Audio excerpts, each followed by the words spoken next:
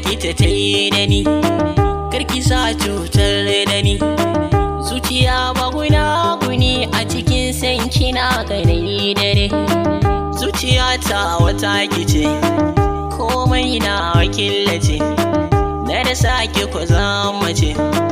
Haka komai nake faɗi dan akan ki yau ban kuskure. Ki kula da abar yabo, na sake ki ko ba rabo. A zuciyata akwai tabo, ke ce da abar yabo a cikin rai ki bar launin fure.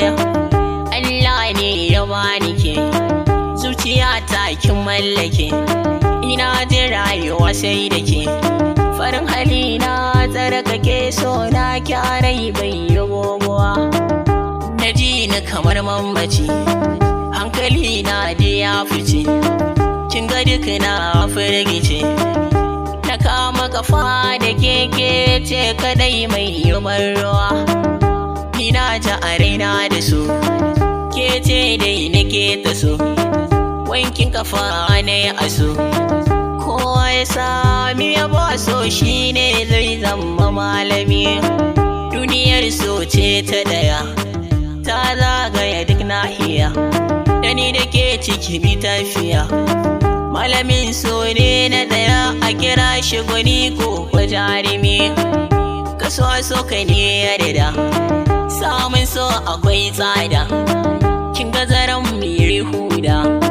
Ki kula da ki soya ne a cikin ranke, na zamo na daya. A kira da gwanin sanki, a zuciyar ki da yo aiki, ke ce za ki ban maki. Ba na koran baki kada in rasa sanyin idaniya. Mai so shi ya san haƙuri, yana fuskantar hadari, shi ke sa mutum garari.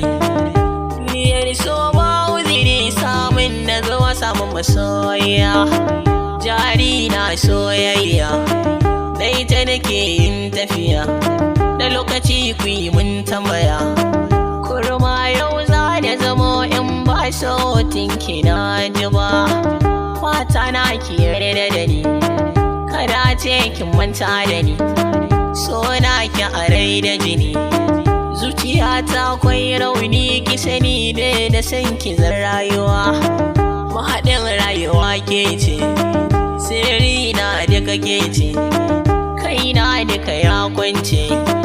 Bakin ki nake bi, ba tarbiyyar ki ce masoya. Bajin daɗin rabuwa, zuciyata na gabuwa, ke ce da rabin rayuwa.